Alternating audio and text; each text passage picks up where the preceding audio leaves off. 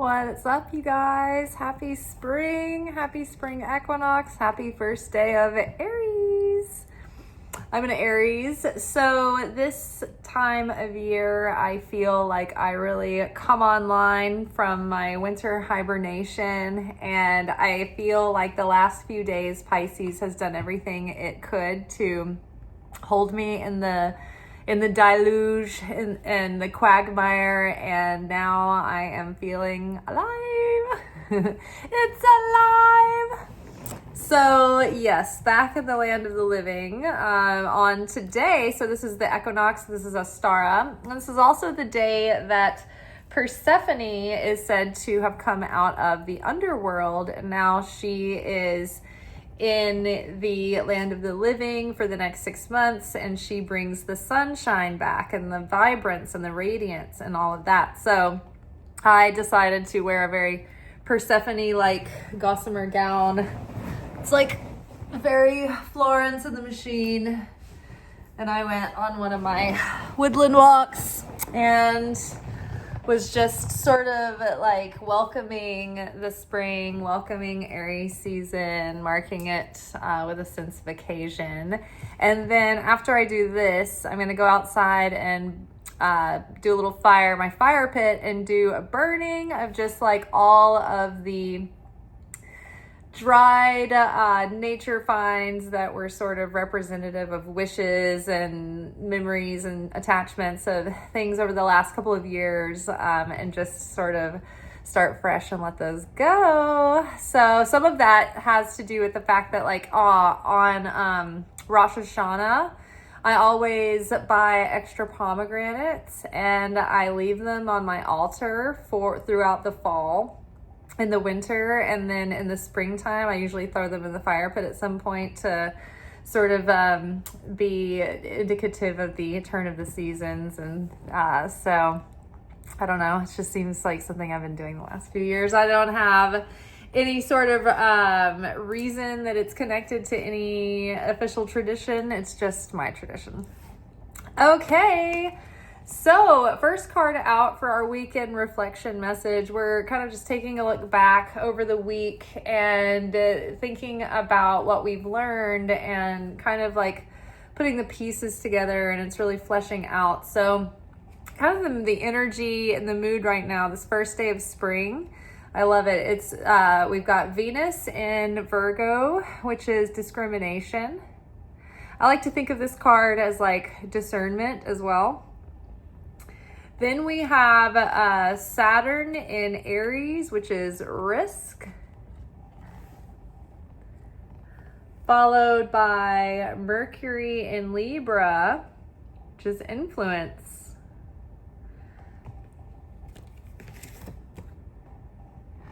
Underneath discernment, we had Knight of Wands. And then underneath risk, we had Knight of Swords. And then under influence, we had, you guys, Knight of Cups. Oh my gosh. So by this point, I was like, whoa, we've got all the knights here. When we have all the knights, or we have all three cards of a suit and there's only one missing, then that's kind of like, it's pointing to the fact that that card is missing, right? So which knight is missing? The knights are cards of strategy and action and forward movement. So out of these knights, we have the Knight of Wands, a spark of desire, right? Motivation. We've got the Knight of Swords, who's quick to jump in and start figuring things out and strategizing and fixing things. And then we have Knight of Cups. This is inspiration, it's creativity, it's a sense of adventure, kind of a sense of like theatrical romance and excitement about something, right? You're romanticizing something. But what is not here? Knight of Pentacles, practical, pragmatic action. So I was like, I'm curious to see what would happen if I pulled another card or so. So then I pulled the Strength card, which was like, oh my God, because basically the Strength card is the higher octave of Knight of Pentacles. Strength is like restrained influence over a period of time. It's like gentle influence through gentle persistence, gentle persuasion, through love and sharing and inclusivity, right? Unity, changing a situation rather than separation, force, division, right? It's like when people find, like a group or something like a church or something like that after they've been alone and going through hard things for a long time, like that gentle welcoming feeling can really be life-changing rather than someone who's like that same person has had, maybe like experiences where people have been, or groups or whoever has been domineering or forceful, right? So it's like a welcomed kind of energy that is very influential and persuasive, but it's through gentleness and influence and sharing and friendship and kindness and compassion and empathy and patience, and continuing on and continuing to show up, perseverance, long suffering even. Anyone who grew up in an evangelical household that got impatient with their father was told to be long suffering. Okay. So then I was like, wow, amazing. I can't believe we got Strength. That's so cool. And so another card was kind of like edging out. So I just went ahead and grabbed it. And it was Ace of Pentacles. So it's like with strength and purpose and focus and intention, we're planting new seeds that are starting new cycles. We're planting, it's like new life, new like seeds well planted that are going to produce new life, new abundance. A new material reality, right? But we need to be strong and we need to continue to show up with strength and motivation and faith, and like try to keep our energy up so that when we do things, we're not just like burnout, dragging ourselves through and like boredom, malaise, ennui. We're actually like engaged and excited and focused, and we have intensity and intention in it and purpose, right? So I love this. Very exciting. And then I was like, what's on top of the deck? Motherfucker! He shows up. Knight of Pentacles. I love it. So with Strength, we're going to be planting new seeds and experiencing a new reality. And we just have to embody and focus and distill that strength into practical, grounded, logical action and strategy, right? Reason, planning, focus, and then continued effort. Continued little action steps. And these are action steps that are physical steps, not just action steps where you're like always in the realm of emotional work, exploring, envisioning, like taking practical steps to move the needle forward, right? Like we're talking like mundane things. Like if you're looking into, starting a business, there's so many, like a million little things that you have to do, and it can be really overwhelming, right? It's like choose a name first, because you have to like come up with like handles and email addresses and everything. It's just like, where do you even begin? There's like checking with your comptroller's office and your county clerk, make sure you're licensed and ready. It's just like a million little steps that are very easy to procrastinate and avoid, but that need to get done. So if you give yourself maybe achievable goals every day, and give yourself maybe like one thing at a time that to do, and maybe if you finish that thing, then you're like, okay, cool, I still have energy, I'm still motivated, I'm on a roll, let's tackle another thing, right? Maybe you can handle more than that depending on what kind of time and space that these individual tasks take, right? Sometimes you go, you think you're doing a simple thing, and then it's like side quest and rabbit hole, and so sometimes it's easy to beat yourself up because a task that you think is only going to take like 15 minutes ends up taking a couple of hours. So just give yourself one important task every day. And if you can do more than that, then great, add more on, but don't overdo it so that you're feeling like overwhelmed and disappointed in yourself. Give yourself a chance to succeed by giving yourself meetable goals, right? And so then you'll gain momentum, and you'll be surprised at how much is achieved when you consistently just show up every single day and do a little bit, right? It's way better and way more productive than trying to cram a bunch in inconsistently, every once a week or something, right? So give yourself time every day to do a little bit and be grounded, practical, reasonable, with a plan and a knowing where you're going, right? So discrimination here, or discernment, is what do we have? Venus and Virgo. So I think that feeling a sense of beauty and harmony and flow through getting organized, figuring out, okay, what are my priorities? What's the pecking order here? How do I execute this plan? Virgos are really good at sorting things out and putting them in categories and doing things impeccably and being organized and making lists and taking care of the physical environment, right? This is about your physical routines, habits, health routines. So this is about establishing structure and figuring out, okay, what is going to add to the beauty of my life and creating beauty and good feelings and inspiration and creativity, and what is sort of like the weeds in the garden that suffocate the growth, right? So figuring out this from that, sorting the wheat from the chaff, right? What is good, what is useful, what is waste, getting that out of the way. And who did we have underneath? Was the Knight of Wands. So the more that we figure everything out and get a daily structure and a routine set and have a plan, and we know what we need to execute, then that helps save our willpower and our motivation. When Obama was in office, I remember learning that he had someone pick out his clothing, and that might be for every president, but basically every little decision that we make during the day starts to wear down our brain chemistry that fuels our willpower to make decisions and to have good judgment and self-discipline.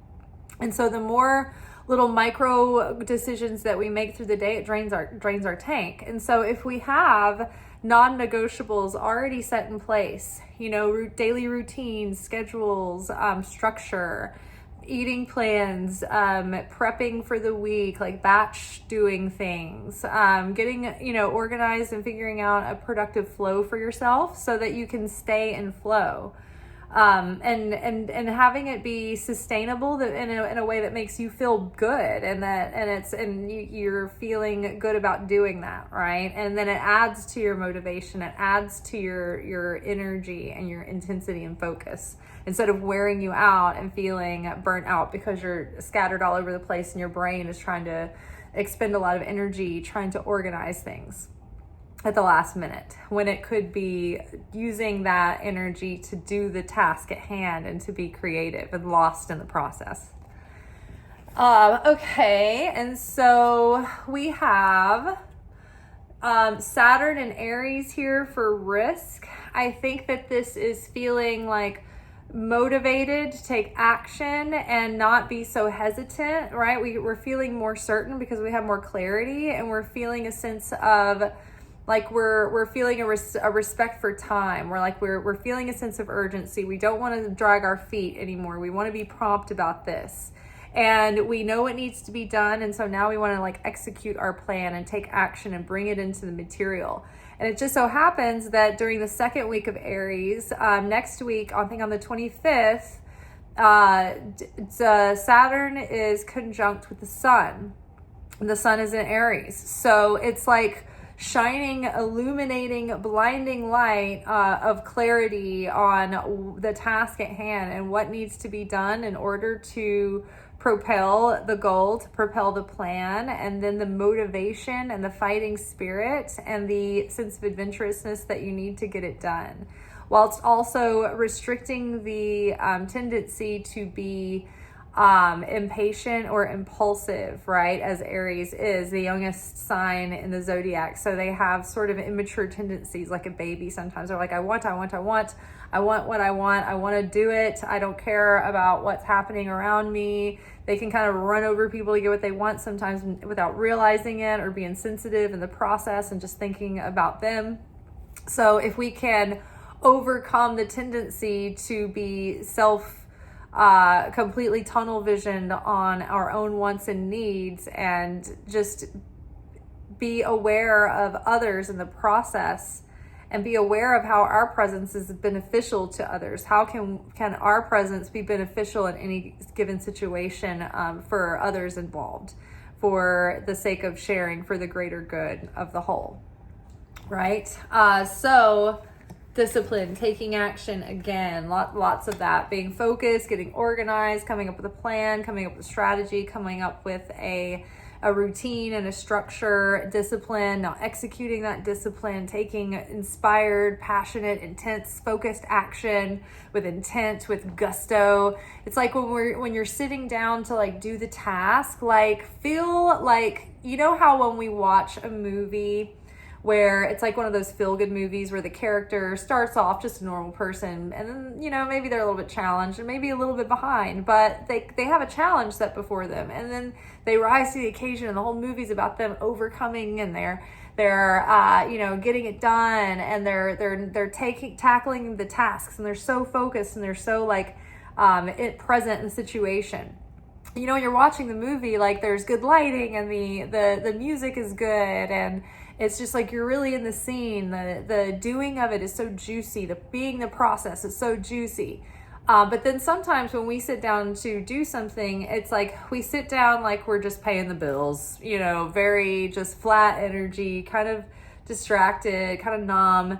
And so if you can find a way to make your moment like cinematic, candles. I always have a good candle going once I'm in my process, and I'm like wanting to set a mood and a tone, you know, give yourself good lighting, like play some music that gets you into like be cozy, get comfortable in the situation, be romantic about it, get excited, be like, if you're gonna have a study session, then be like, ooh, it's gonna be such a great study session. I'm gonna get cozy in a chair or read, and I'm gonna take notes with my awesome pen and paper, and, you know, have a good hot drink, and, you know, maybe listen to some music and get the vibe going, put the TV fireplace on. that is so relaxing to me.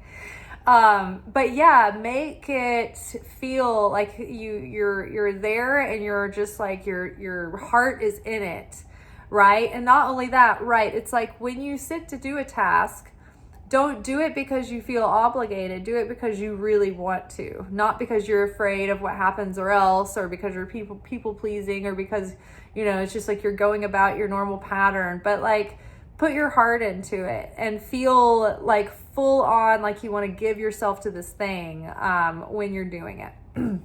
And then the influence, so Mercury in Libra. So the way that we influence, but be careful about the way that we are influenced, right? Because this is like Adam and Eve walking through the garden, and they're in the moment of innocence before they are deceived by the serpent, by the consciousness of the desire to receive for the self alone, the consciousness of the desire to receive instant gratification rather than long-term value and fulfillment, the evil inclination, the body consciousness, the flesh consciousness, the carnal nature, the ego, right? Sometimes the ego thinks it's got everything taken care of and it doesn't need God's help, and then we get burnout and tired. Sometimes the ego thinks that we can't do anything and that we aren't good enough, and so then we stay frozen and we don't take any action. Sometimes the ego gets angry and feels entitled and feels like it needs to justify or defend itself or be right or whatever, and it becomes hostile and it feels frustrated, and then those negative emotions start separating us from the light of the Creator. Look how the light is separate. The snake is in the shadow, right? And then they're in the light here, right? So the snake, the self-deceit, the falling for the lower consciousness, it separates us from our affinity with the light, our vibrational resonance. And so then we don't have like the right tuning, right? It's like a radio station. We have to be dialed into the right frequency to be on the channel that we want to be on. So we want to be on the channel of the light, channel of the creator, right? And so we have to stay in that same kind of consciousness and heart-centered place, and be open to higher guidance and influence, rather than the influence of fear or scarcity or lack or doubt or wanting to control. I mean, there's just so many things happening in the world right now that our reptilian mind is being activated, and the key to overcoming and rising above the influence of the danger of that evil is to rise above that fear. If we can get into a place of peace and certainty and faith in the creator, and stay in a place of sharing and loving and doing positive actions for each other, and doing positive constructive actions to get through these times, then that is what protects us.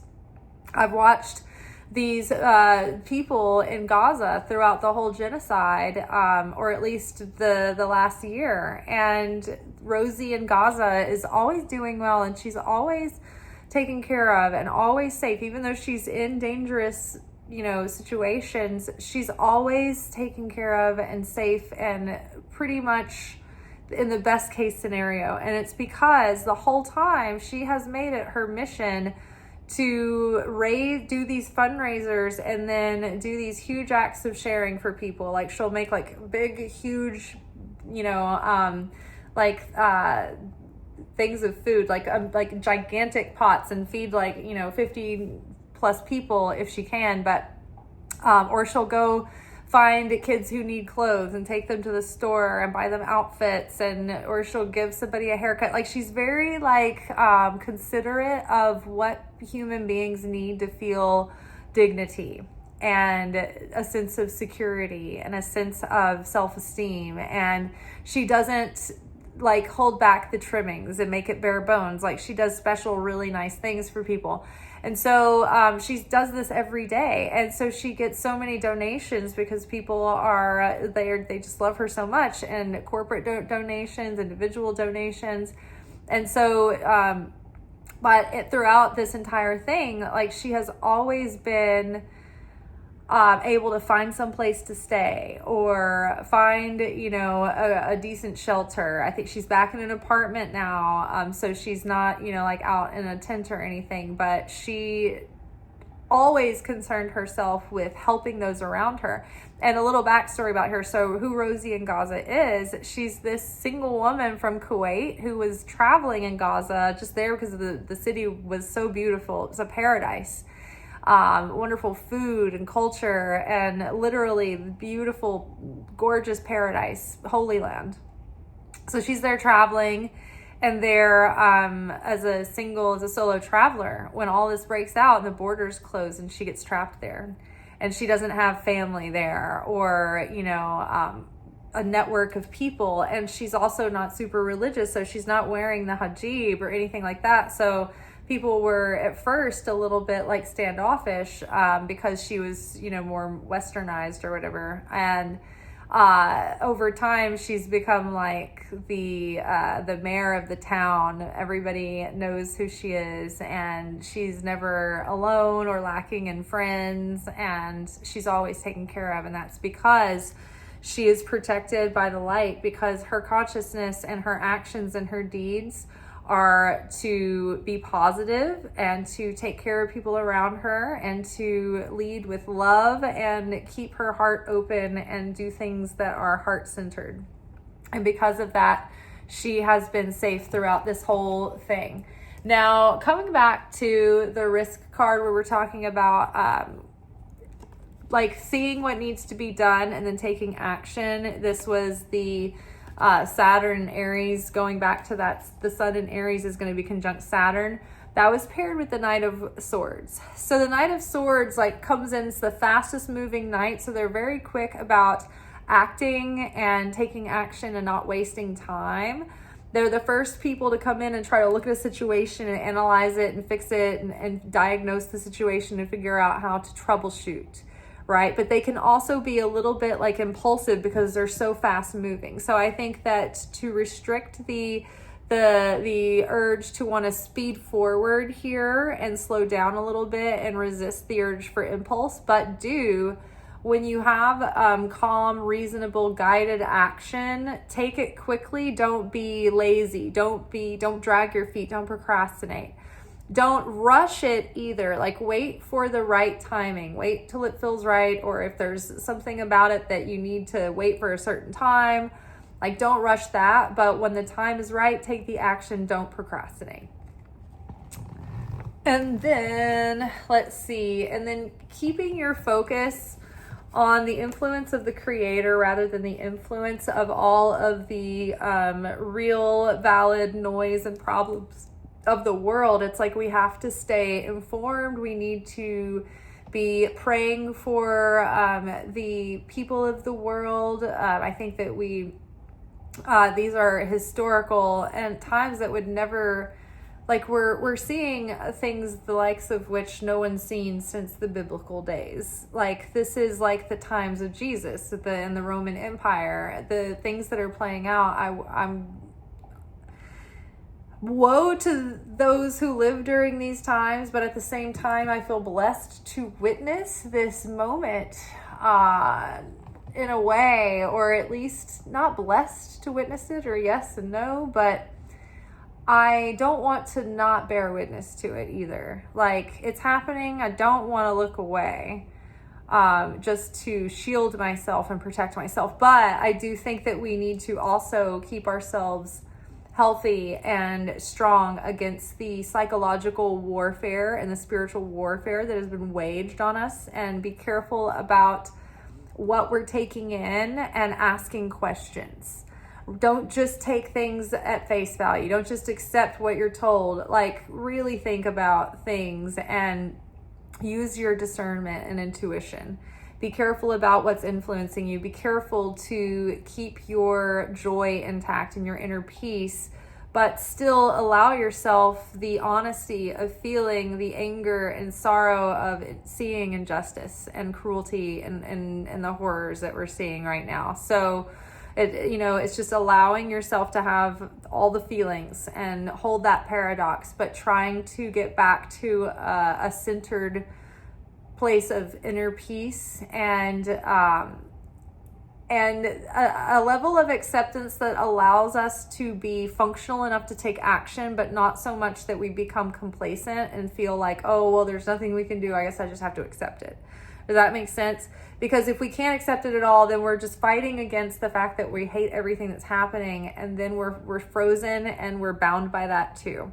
So we're not productive, we're not moving forward, and then it's like trying to swim your way out of a riptide, and you're just swimming against the current, and you're getting sucked back again and again and again, and you're wearing yourself out.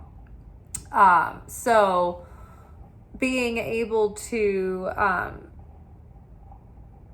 accept, okay, this is the moment we're in. This is the movie we're in. It's a sci-fi, a high-budget action thriller with every single theme. They pulled out all the stops. Every single horror, sci-fi, action movie theme is coming forward. Okay, it is what it is. We're going to navigate it the best we can, but we're not going to fight that this is the reality. We accept that this is reality, but we're not going to let it take us down into despondency and despair and just being so worn out that we can't cope, right? So we are getting in there. We are all 4 nights, guys. We have all the momentum and strategy and horsepower, literally, to take these actions and to move the needle forward. So I'm excited by that. All right, you all. I will include the audio at the end of the video, and you can see the cards laid out. I also think that it's interesting, and I mentioned this in the audio, but pay attention when you're looking at the picture at the direction that everyone is facing. The 3 knights underneath the initial Radiant Sun Oracle cards are all sort of distracted and looking back over their shoulder. They're focused on the past. They're distracted from the present. And then the Knight of Pentacles and the Strength card and the other cards, the characters are, and the animals even, I think, are all looking forward, or they're present. They're either present and engaged, or they're looking ahead. They have foresight. They can troubleshoot in advance and have some foresight down the road and plan for that as well. As we've been hearing, the Strait of Hormuz has been closed off. So this is preventing oil from going in and out, and that has been jacking up our oil prices. It's going to start making everything cost more because of the trucks that move everything around. And there is a lack of fertilizer being made that affects like several countries in the world over there that do a lot of agriculture and world exports. So it could be, there could be food shortages in the year 2027 is what this isn't like fear mongering. This is just what basic like analysts are starting to talk about. So, you know, planning ahead for that, not doing any like a lavish spending, saving your money.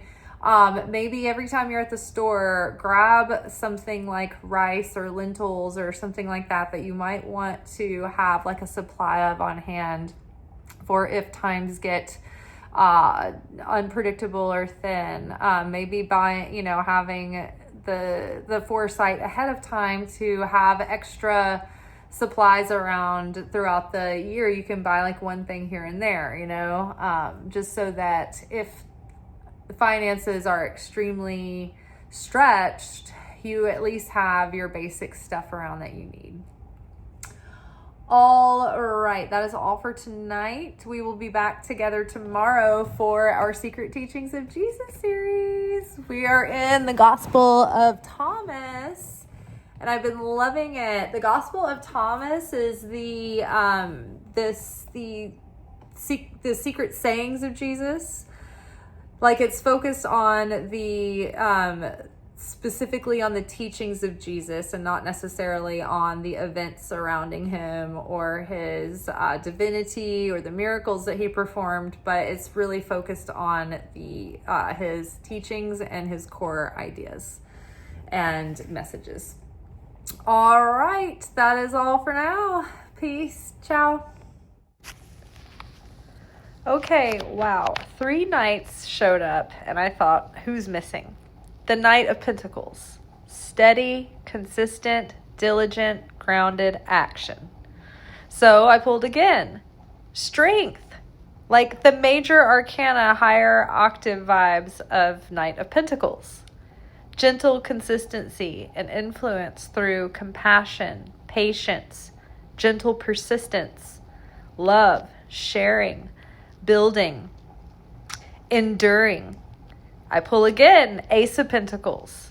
A new material reality coming into form as a result of seeds well planted. Then boom, on top of the deck, Knight of Pentacles. We have everything that we need: passion, purpose, intention, intensity, focus, faith, mindset, creativity, vision, strength.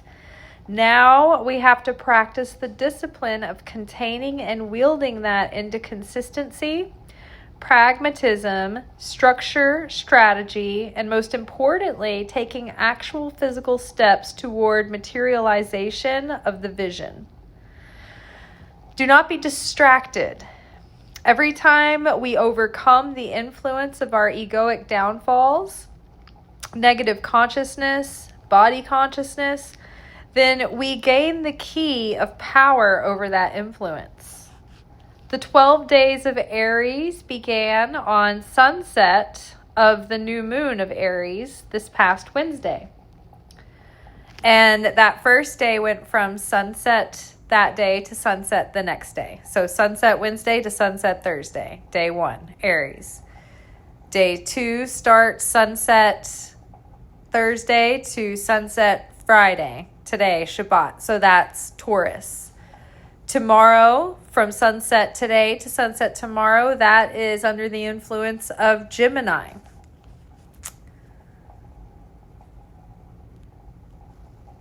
So starting on that new moon sunset, we have a period of 12 days in which each day reveals the light and challenges of the corresponding astrological sign. So day 1 is Aries, day 2 Taurus, etc. They all go in order. When we transform those negative traits within us, we unlock the positive aspects of that sign as well. Notice too how the 3 knights are all looking back in the same way, distracted and consumed with the other things, while discernment, risk, and influence, strength, and Knight of Pentacles are present with awareness and foresight, thinking ahead. They are actively engaged and in control of their attention, energy, emotions, and consciousness.